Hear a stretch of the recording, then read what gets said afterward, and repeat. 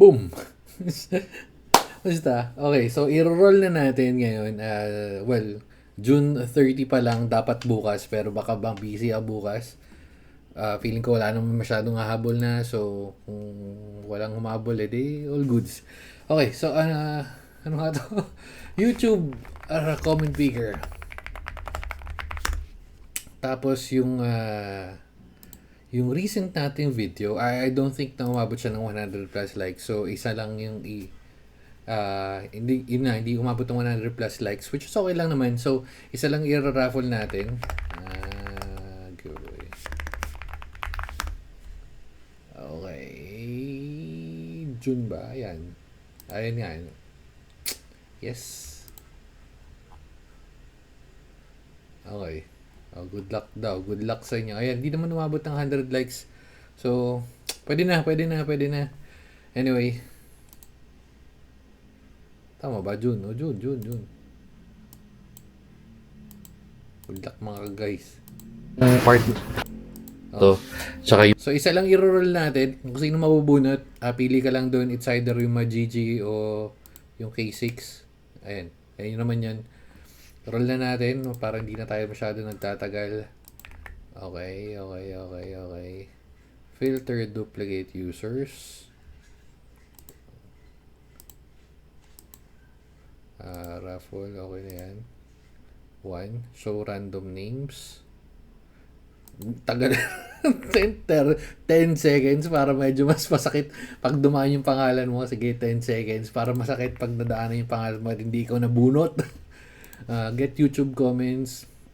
So, 58. Hindi ko alam kung gaano karami. Parang lagpas 50 naman yun pero yung yung ano natin. Next month, abangan nyo. Pero for now to, 58 users. So, good luck. Ay, roll na natin to in 3, 2, Majiji. Okay, game. Let's do this. Shades. Okay. Ang tagal ko na palang hindi nakapag-roll ng ganito, no? Ngayon na lang uli. The Say Project. Sakto, bukas ng YT. Good luck all. Huh? Okay. The Say Project. Parang di ka masyado familiar.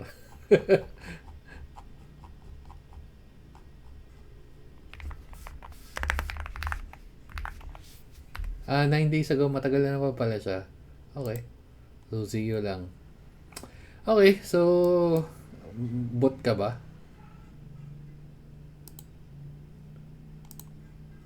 Hindi, mukha naman, May 22nd, pero bago lang siya, oh. May TikTok nga siya, sa Facebook. O, sige. So, sa'yo, hindi ko alam kung Say or Say. Say ba to? Mag-Say? Utak mo, maganda pa storya nito. Ayan, Say or Say or the Say Project. Message mo na lang ako. Congratulations sa'yo. Message mo doon sa Facebook.